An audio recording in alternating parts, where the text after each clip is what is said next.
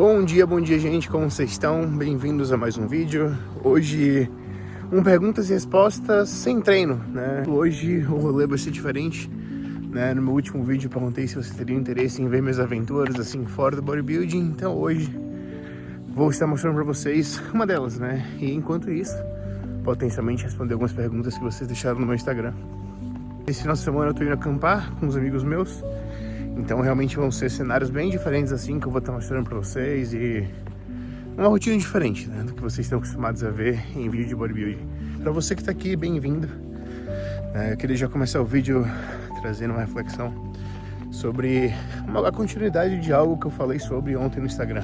Mais cedo essa semana, né, mais especificamente dia 3 de agosto, que foi na segunda-feira. Hoje é sexta, segunda, terça, quarta, quinta, sexta, dia 7. Então no dia 3 eu realizei o meu maior sonho financeiro, digamos assim, sabe? Acho que todo mundo tem uma meta financeira, algo do tipo, e né, pra quem me conhece, pra quem me segue, sabe que eu não sou um cara muito material, de muito luxo, de muita ostentação. Eu realmente não ligo, né? Não são coisas que têm muito valor pra mim, né? Comprei algo que era muito importante pra mim e algo que ninguém pode roubar, digamos assim. E daí, com isso, veio um pensamento. Demorei 30 anos para atingir essa meta. E agora, quando a gente realiza uma meta, a parte assustadora de realizar uma meta é que agora a gente precisa de uma nova meta. Isso é assustador, porque envolve muita coisa, muito trabalho, tempo, sacrifício, enfim. Nada que vale a pena vem fácil. Diante disso, o que a gente tem que pensar que é importante é que a gente precisa de coragem, né? Coragem é o principal fator para a gente correr atrás de tudo que a gente quer. Inclusive, coincidentemente, no Réveillon desse ano, quando eu estava escrevendo no meu diário, né, eu escolhi eleger uma palavra para o meu ano, e a palavra essa seria coragem, né? E hoje eu já me vi em várias situações ao longo desse ano que eu precisei, né, de força, enfim, de coragem, mais uma vez, repetindo a palavra, para estar realizando algo que ficou muito claro para mim. Coragem não é ausência de medo, pelo contrário. Coragem é agir mesmo com o medo presente. E é isso que fica aqui a primeira dica do vídeo pra vocês, velho. Tenham coragem, sabe? Nada que vale a pena vem fácil, nada que é bom vem fácil, sabe? E tudo que vem fácil não dura. Essa é a realidade, né? Tem gente que tem mais sorte, talvez, só que não contem com a sorte. Contem com trabalhar, com se sacrificar, com fazer o necessário para lutar atrás do que vocês querem. E é isso. Bom, vou terminar minha caminhada matinal aqui, voltar para casa, terminar os trabalhos antes de partir para o acampamento. E durante o vídeo vou mostrando para vocês as paisagens, etc. aqui, enquanto respondo algumas perguntas. Bem-vindos ao vídeo, mais uma vez, obrigado por estar acompanhando aqui o canal. Se inscreve, dá like, tudo isso aí. Valeu! Antes de viajar, temos que começar o dia daquela maneira correta, como sempre. 2 ovos, caipira, pão com queijinho, salmão defumado, pão com queijinho, né, outra metade do queijo, e geleia 100% fruta, mingau de aveia. Eu não tô botando whey, botei só cacau em pó, canela, um pouquinho de sal, frutas vermelhas, banana, semente de girassol, canela, mel e coco ralado, isso. E é isso, né? Comer, terminar de cozinhar, organizar algumas coisas e partir pra viagem. Eu não sei vocês, mas café da manhã é a minha refeição favorita do dia. E isso aqui, ó, tá vendo? Isso aqui é a melhor coisa que tem. Não tem como. Inclusive, comenta aqui embaixo qual que é a refeição favorita do dia de vocês. Mas, ó. Eita. Bueno, não tô levando muita coisa, tá? A gente vai passar no mercado no caminho, comprar algumas coisas frescas, vai fazer um churrasco lá, enfim. No entanto, o que eu levo sempre que eu viajo de segurança são coisas que não estragam. Então, assim, bolacha de arroz, fruta seca, pode ser tâmara, ameixa, passas, nesse caso aqui é tâmara, pistache, whey, granola e essa barrinha aqui de proteína, que, velho, é muito boa, só que não tem no Brasil, né? Porque a maioria das barrinhas de proteína são uma merda. Mas essa aqui, os ingredientes, velho, é só aveia, clara de ovo, leite condensado, mel, óleo de canola, whey, fibra. Só isso, né? Então, assim, é muito, muito limpo. É uma curiosidade, porque muita gente não sabe, né? Mas canola não é necessariamente o nome de uma planta. Na verdade, canola significa Canada Oil, né? Então, é um óleo que foi desenvolvido aqui no Canadá a partir de uma planta chamada rapeseed. E o problema com isso é que, tipo assim, rapeseed significa basicamente planta do estupro, né? Então, eu imagino que é por isso que batizaram de canola, para não ficar um nome meio feio. Mas enfim, né? Não é o nome da planta, necessariamente. Eu acho que eles mudaram a genética do rapeseed, algo assim. Aqui no Canadá eles desenvolveram esse óleo que, né, vende mundialmente. Ele é um bom óleo em termos de perfil lipídico, no entanto, ele é muito fácil de saturar. E além disso, por ele ser feito em altas quantidades, ele tende a ser muito refinado. Então, né, de maneira geral, não é um bom óleo para você consumir frio no dia a dia em salada. No entanto, não é péssimo em termos de lista de ingredientes, assim, sabe? A primeira pergunta é quanto tempo que deve durar uma dieta reversa depois de um campeonato até o bulk? Dude, are you making an Instagram video? Yeah. Oh. I am actually. It's for YouTube. I thought, yeah. Say hi, YouTube. Hi, YouTube. Yeah, you got there a you go. YouTube channel? Yeah, show the arm. Show the arm. Okay. Show the arm. I Show your can't see arm. them. Yeah. Vamos voltar aqui ao assunto. Não, o dia tá colaborando, então estamos partindo. O outfit, olha lá, ó. Isso aí. Tamanho do braço. Ollie! Oh, baby! Oh.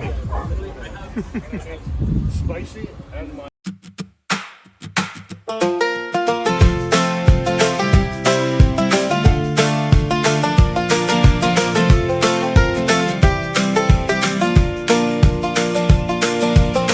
We left the house at dawn with a paper map and crumbs. Your coffee in a jar, my old songs half sung. The road kept bending west past peach stands. Dust. Bom, a primeira pergunta pra gente responder hoje é do Ítalo. Ele perguntou se eu pudesse escolher qualquer profissão, né, para mudar do que eu faço hoje, qual profissão eu escolheria? E eu já pensei muito nisso, né, porque, né, em momentos difíceis da vida, assim, a gente se pergunta se a gente é bom o suficiente, se a gente não deveria estar fazendo outra coisa, né, entendo que, pô, por mais que eu esteja muito bem no que eu faço hoje, e fico muito feliz por isso, né, o que eu percebo hoje é que todo mundo que é bom no que faz se questiona constantemente quanto as pessoas deveriam estar de fato fazendo aquilo ali, se são boas o suficiente. E eu também me pergunto isso, sabe? Às vezes eu me pergunto se eu sou bom o suficiente, se eu não deveria estar fazendo outra coisa. É muito comum, mas isso é simplesmente porque a gente sempre quer ser melhor e melhor e melhor. E às vezes a gente não tem um resultado satisfatório e se questiona, né? Então é muito comum, né? Então se você está ouvindo isso e está se questionando se você faz, se o que você faz é algo que você deveria fazer, se pergunte se você ama isso, né? E além de se perguntar se você ama isso, né, quando você se pergunta se você é bom o suficiente e você acha que não é, pergunte, pô, então o que eu devo fazer para melhorar? E a gente tem que buscar onde a gente pode melhorar para ficar cada vez melhor, né? Eu, no meu caso, nunca me comparo com ninguém. Eu sempre me comparo com o Marcelo de ontem e me pergunto o que eu posso fazer para ser melhor do que o Marcelo de ontem. Eu me pergunto, antes de qualquer coisa, se eu sou feliz no que eu faço. E eu sou feliz no que eu faço, eu amo a minha profissão, né? Então, lógico que tem momentos e momentos, mas enfim, né? Acho que a pergunta sempre deve ser o que eu posso fazer para melhorar. E não perguntar, pô, será que eu sou bom o suficiente? Mas enfim, né? Filosofias à parte, vamos responder a pergunta. E se eu pudesse escolher qualquer outra coisa para fazer, provavelmente eu seria chefe de cozinha, né? Eu sou um bom chefe hoje em dia? Não necessariamente. No entanto, é uma coisa que está na veia da minha família, minha mãe é chefe, e é uma coisa que me dá muito prazer em fazer, sabe? Não sou um grande chefe, né? Mas é o que eu venho procurando evoluir agora que eu não tô mais competindo, fazendo dieta. E eu adoro cozinhar, sabe? Então se eu pudesse viver de ser chefe de cozinha, eu seria chefe de cozinha. E a única outra opção, além de chefe de cozinha, que é uma coisa que eu gostava muito quando era criança, é ser ator, né? Eu sempre quis ser ator. E hoje em dia não me parece muito realista voltar, enfim, né? Voltar não, né? Mas virar um ator de filme. Mas é o que eu gostava, eu adorava assistir filme, adorava assistir série e pensava que eu adoraria ser ator. Bom, primeira parada aqui é um restaurante que tem cabras no telhado lá.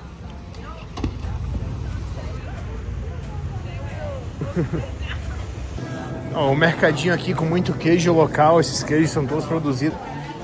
Essa aqui são minhas fraquezas. Pão feito local.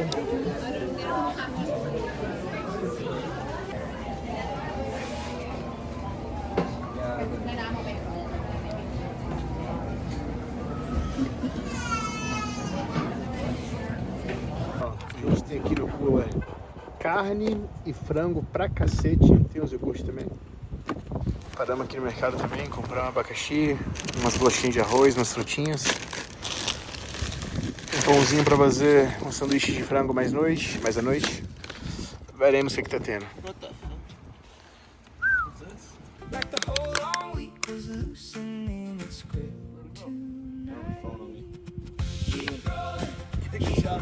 Aquilo ali é um castor. Aqui eles ficam nas represas, tá vendo? Olha o rabinho dele.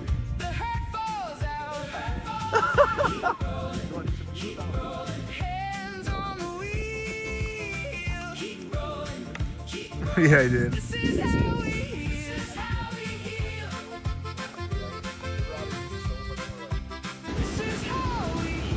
Bueno, falando do surfzinho aqui, chegamos a Tofino. Chama Tofino essa praia no Canadá, é a primeira vez que eu venho nela, inclusive. Não, legal, aqui no Canadá tem pouca praia de areia, né? A maioria é pedra, pedra, pedra. Mas aqui tem um surfzinho, o mar tá bem pequeno. Não tem muita onda não, mas enfim, tem uma galerinha surfando. E, bom, vamos aproveitar e ir para mais uma pergunta. Então, vamos lá a mais uma pergunta, tá? A pergunta aqui foi se eu costumo, durante o carb up, zerar o sal / o sódio das refeições e no final do dia botar uma refeição carregada em sódio. E eu vejo muita gente fazendo isso e, bom, né, por vezes até que dá certo. No entanto, já parou pra pensar se isso faz sentido? Não faz, né? Porque para que você tira tudo depois de tirar? Qual que é a razão para que isso aconteça? Por que as pessoas fariam isso? Assim, se fosse para tirar e sódio fosse um problema, as pessoas não reintroduziriam o sódio. E há um grande problema, um grande potencial problema em estar tirando completamente o sódio, que é um sistema chamado renina, angiotensina, aldosterona. E eu vou explicar ele para vocês de maneira muito resumida.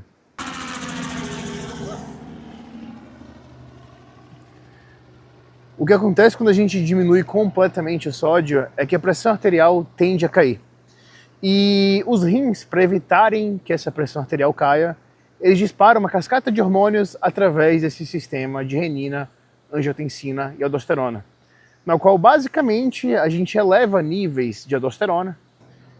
E a questão da aldosterona é que ela faz com que a gente reabsorva qualquer traço de sódio que iria passar pela urina. Então a aldosterona está basicamente tentando fazer com que a gente não perca sódio, e ao mesmo tempo que isso acontece, a gente também está liberando um hormônio chamado ADH.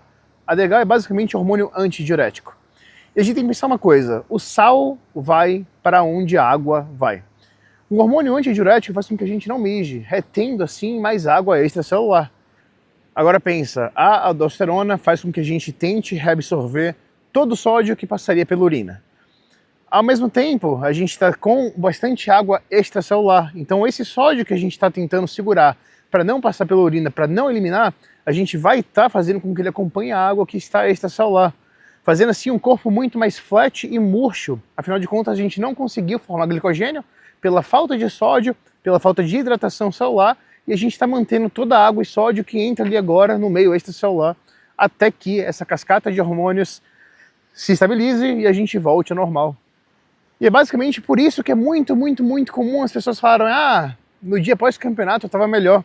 Claro, porque voltaram a hidratar, voltaram a beber água e voltaram a consumir sódio, né, fazendo assim com que esse sistema de renina, angiotensina e aldosterona cessasse e a gente, né, permitisse que o glicogênio aí sim viesse a se formar, né, porque fora isso a gente estava com uma cascata de hormônios tão bagunçada que a hidratação, né, a falta de hidratação no caso, fazia com que a gente não soubesse, com que o nosso corpo não soubesse para onde levar essa água, para onde levar esse sódio, não fazendo assim glicogênio da maneira correta, né, e deixando o físico flat. E quando a gente voltasse a hidratar, voltasse a reintroduzir sódio ali pós-campeonato, as coisas fossem para o lugar que elas deveriam ir. Então, no resumo, se você está pronto, mexa o mínimo possível, porque sim, eventualmente pode até dar certo, né, criar algum efeito muito louco ali, temporário. Mas se você está pronto de verdade, você não precisa dessas manipulações. E para finalizar o dia aqui na praia com um churrascão. Ó.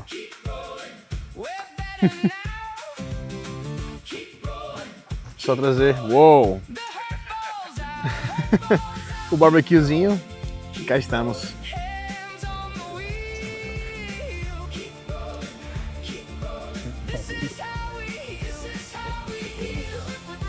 E umas batatinhas com guacamole. Então lá não vai. Bueno, cá estamos nós. Essa é a minha barraquita.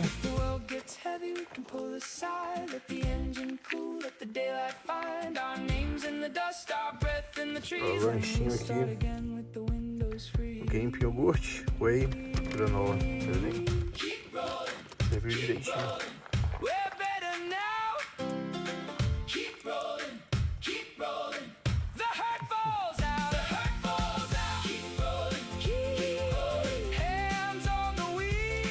Bom, o Oli claramente achou que a diversão dele da noite. É até difícil de ver, mas a gente veio pra cá escovar o dente.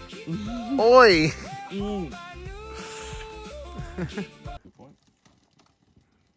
Pipoquinha. Você é pipoca em português? Pipoca? Pipoca, é. Pipoca. Done?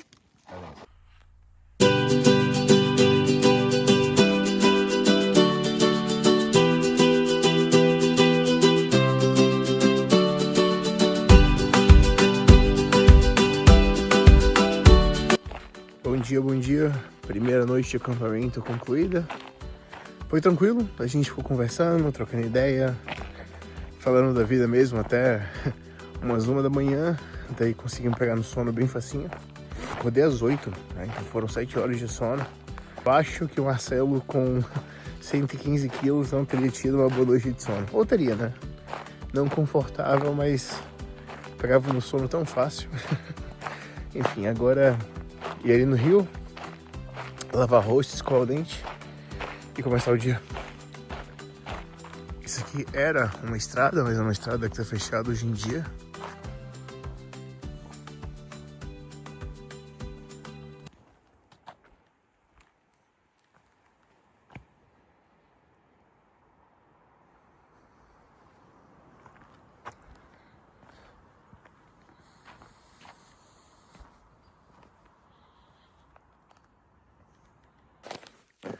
Bom, eu vim dar uma caminhada matinal, que a galera não tá dormindo.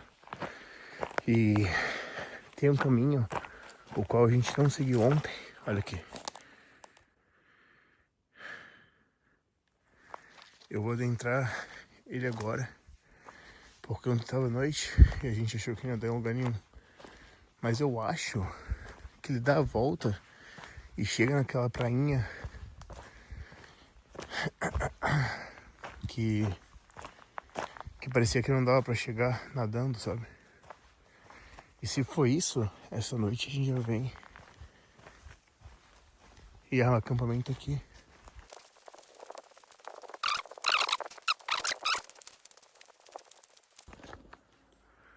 Eu acho que encontrei um lugar muito melhor do que aquele. E eu acho que de fato eu dei na volta, cheguei até aquela praiazinha que a gente achou que não dava pra chegar. Ah, caralho. Olha lá a pontezinha. Muito melhor aqui pra acampar essa noite.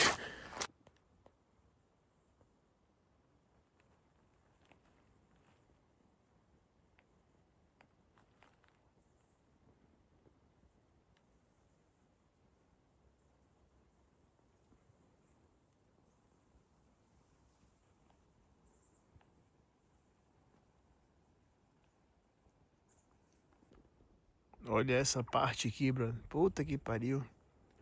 Muito gostoso, muito bonito. Olha a calma que é esse lugar. Ó, paz, não tem um barulho. Isso porque o dia tá nublado. O dia não tá um dia bonito. Com certeza, quando o sol bate aqui, porra. Vamos pra primeira pergunta do dia. Que é... Bom, tive umas 3 ou 4 pessoas mostrando cenários diferentes da vida delas, da rotina delas, e perguntando sobre o melhor horário para tomar GH. E, velho, o melhor horário para tomar o GH, na minha opinião, é o que você consegue manter uma consistência maior no horário. Vixe, agora eu tô perdido até em como que eu saio daqui. Mas enfim, o que eu quero dizer com isso? No dia a dia, né, a gente tem um horário que normalmente a gente vai treinar, Mas esse horário pode variar, né? Pode vir por alguma casa, a gente mudar por um dia, enfim. Então, para que a gente mantenha a consistência de horários, né, acaba que o ideal se torna em jejum e antes de dormir, né, se for para dividir a dosagem. E o grande problema com tomar em jejum, muitas vezes, é que a depender da fase, vai causar uma sonolência que vai atrasar o resto do seu dia. Você vai ficar sonolento, não vai conseguir produzir muito no trabalho. Então, muitas vezes as pessoas não querem tomar jejum por essa razão, né? Sobrando a noite. A noite até ajuda, né, a gente a dormir. Então acaba sendo um ótimo horário, né? Eu, no meu último off-season, acabei concentrando todo o meu GH sempre à noite, antes de dormir, subcutâneo, né? E eu acho que essa é a melhor maneira de usar mesmo, porque a gente consegue manter uma consistência no horário, a gente se beneficia de um sono melhor, a gente, né, não tem o dia sendo trabalhado por uma maior sonolência. E, no entanto, há sim a possibilidade da gente estar dividindo a dose com algum outro horário, e se for em preparação, eu gosto da ideia de botar parte da dose em jejum, antes do cardio em jejum, porque daí a gente tem ali um benefício, né, da lipólise ser aumentada devido ao GH. Não gosto muito da ideia de dividir o GH 3 vezes no dia, porque eu realmente sinto muito mais colateral, né? A gente sente uma maior resistência à insulina, a gente sente maior sonolência, e muitas vezes tono de carpo e outros colaterais são exacerbados quando a gente está dividindo a dose ali, muitas vezes ao dia, né? Então, o outro horário, se não for tomar de manhã, pode ser no pré-treino, né? Coisa de 1h30 no pré-treino. E essa é a única instância na qual eu falo assim, olha, de manhã ou pré-treino, a gente pode estar tomando de maneira intramuscular, porque bate mais rápido e consequentemente a gente vai ter um pump maior no treino ali, pode ter uma sinalização maior de GF1 em um momento que é propício, né? Mas antes de dormir, eu sempre gosto da ideia de tomar subcutâneo mesmo, tá? É a maneira como a farmácia indica, e tem anos de estudos. Se anos de estudo, né, no próprio remédio sugerem que a gente faça o subcutâneo, provavelmente tem uma boa razão para isso, né? Enfim, para resumir, né? Se você está em preparação, eu vejo vantagem em botar metade da dose em jejum para a gente estar se beneficiando de uma maior lipólise, né, que é o foco daquele momento. Se a gente está em off-season, eu vejo uma vantagem em estar tomando pré-treino, né, coisa de 1h30 pré-treino ali intramuscular, para estar melhorando o pump durante o treino, a sinalização de GF1 naquele momento ali, e a outra dosagem sempre à noite antes de dormir, que melhora o sono, melhora a recuperação, e a gente tem que lembrar que a gente cresce quando a gente está dormindo, tá? Naquele momento ali que a gente está realmente fazendo reparo e potencialmente construindo músculo, né? No entanto, eu posso dizer que no meu último ano de carreira eu fiz o uso apenas à noite, e eu estava usando 10 UI à noite. Estava dividindo dia sim, dia não, né? Mas enfim, né? Eu estava usando tudo de vez à noite, subcutâneo.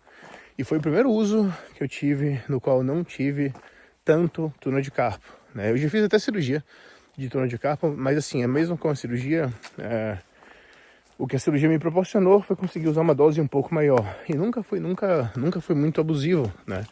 Antes da cirurgia eu tomava 3 UI, pós-cirurgia eu comecei a tomar, tipo, 5 no off-season, né? Sem sentir dores muito fortes. E a maneira que eu consegui usar mais foi literalmente aplicar tudo à noite, antes de dormir, como eu disse. E dia sim, dia não, né? Esse para mim foi o uso do qual mais me beneficiei. Quanto à dosagem, né? Muita gente pergunta uma dosagem eficaz. Velho, eu acredito que o mínimo eficaz é coisa de 15 UI na semana, tá? E como que eu dividiria 15 UI na semana? Ou 5 vezes na semana, 3 UI de vez antes de dormir, ou 5 vezes na semana, 1 UI e meio para treino ou em jejum, e o outro 1 UI e meio eu tomaria antes de dormir. Mas menos do que isso, talvez uma leve melhora de pele, mas assim, nada que valeria o investimento. Bom, voltei para o acampamento, peguei a toalha e tomar um banhozinho.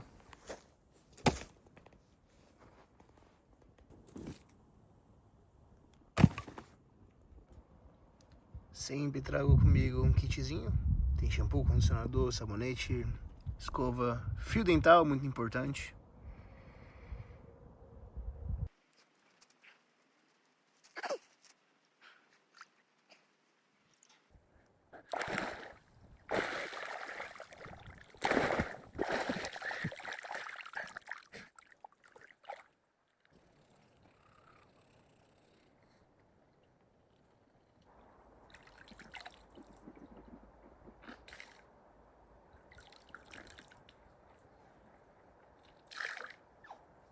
Ollie!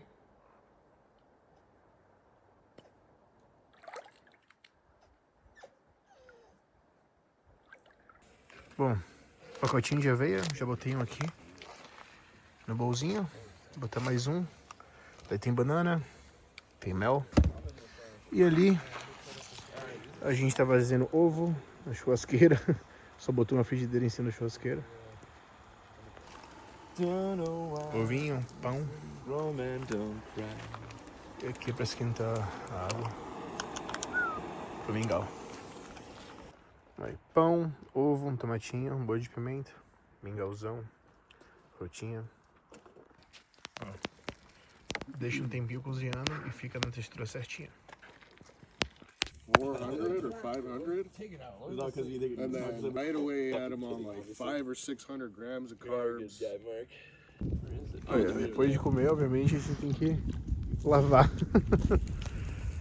Bom, descobrimos agora que o Oli sabe nadar. I'm actually really surprised Ollie's swimming with him. Like, if he goes the entire way, I'll be impressed. Oh yeah, he's doing that. Oli! É, ele descobriu agora também que ele sabe nadar, né? Já nadou muito bem. O dia tá melhorando, né? As nuvens estão saindo, o dia tá ficando bonito. E agora temos uma nude.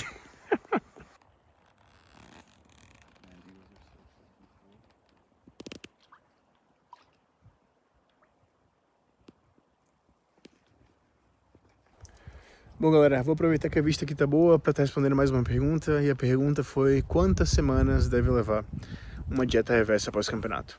Então, para contextualizar, para quem não entende o que é uma dieta reversa após campeonato, no sentido literal da palavra, seria, por exemplo, para chegar até o campeonato, a gente vai reduzindo, né, as coisas aos poucos, reduzindo a dieta aos pouquinhos, até chegar, teoricamente, hipoteticamente, no mínimo, né, e a partir dali a gente está pronto para o campeonato. Isso é uma maneira muito rasa de botar isso, porque muitas vezes a gente aumenta até o final, mas enfim.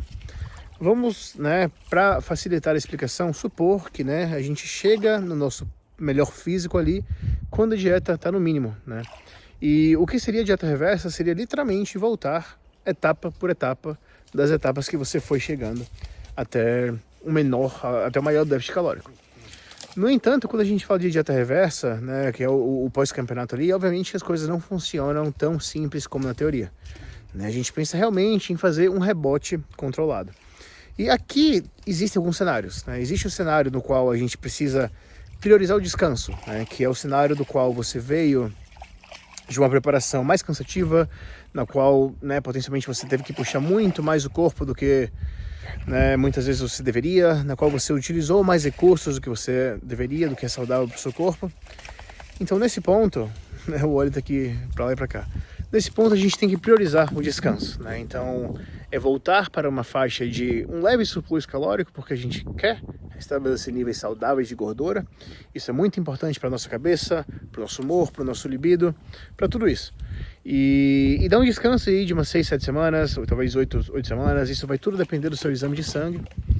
E sem estar focando em crescer, mas focando meramente em melhorar a saúde. No entanto, se a gente faz uma preparação que, por exemplo,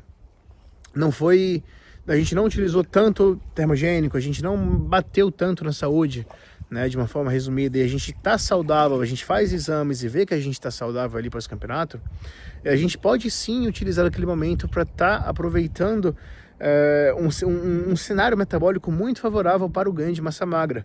No entanto, tem que ser algo que a gente faz aos poucos, tá? Porque só existe tanto glicogênio que a gente consegue restabelecer de vez.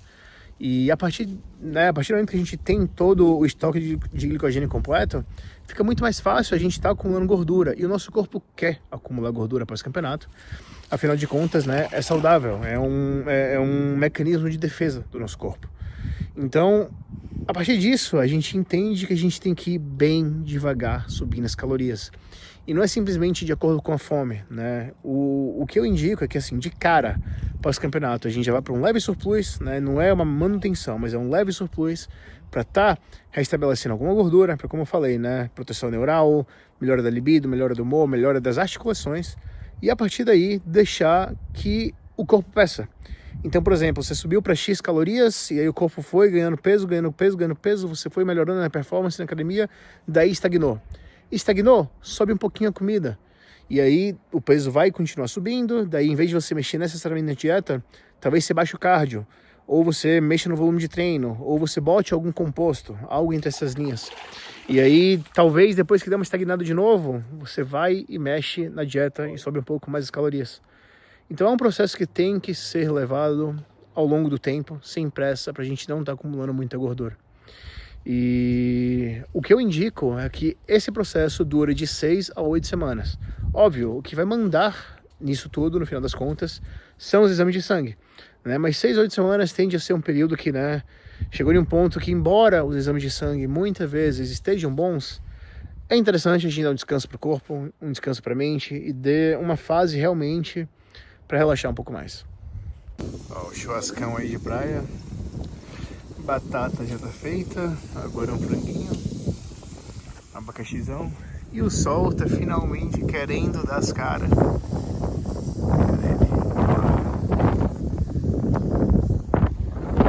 A gente fez um skimboardzinho. E é nesses momentos que eu lembro que eu não sou mais adolescente, né? É foda, qualquer outro tipo de esporte, por mais legal que seja, pra se machucar é muito fácil, mas foi divertido. Tomei uma quedazinha, mas me diverti. E é isso, agora aproveitar um pouquinho do sol. Ó, todo lugar aqui no Canadá tem loja de maconha, né? Porque aqui é legalizado, pra quem não sabe. Enfim, a gente veio aqui fazer um ranguinho, tomar um sorvete. Faz tempo que eu não tomo sorvete, então vamos ver qual é. Muito raramente eu tomo sorvete, mas quando eu tomo é de pistache, não tem jeito.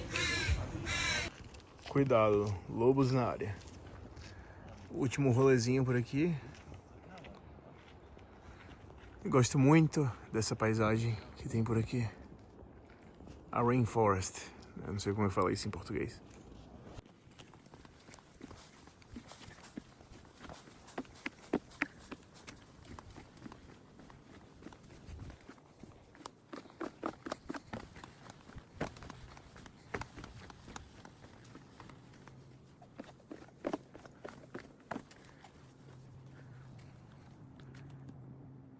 Pois é, chegando ao final dessa tripzinha, foi um baita final de semana, só agradecer.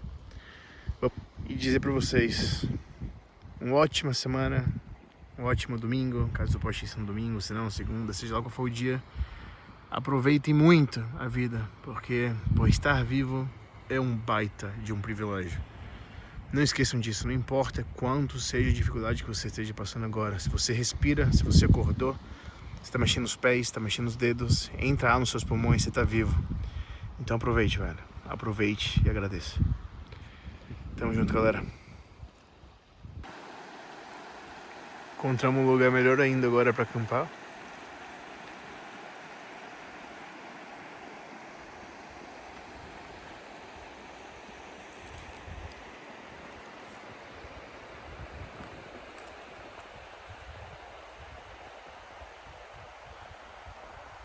E a barraca vai bem aqui.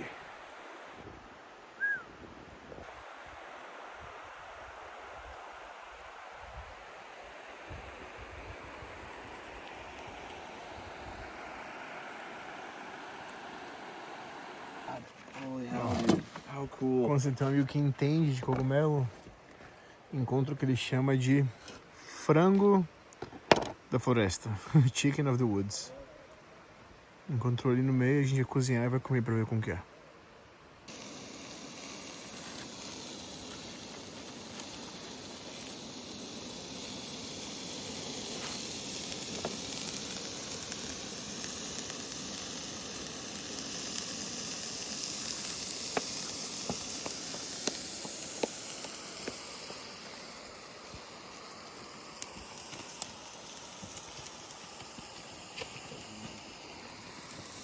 Is this going on YouTube or? Yep. Do I have to subscribe? Like and subscribe? Follow for more? Follow for more. Aí, ó. Se inscrevam aí e deem like nessa porra.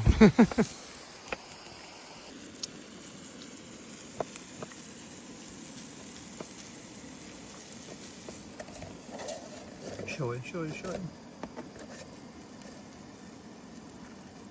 one's good. Is that? Yo, this is the thinnest one actually.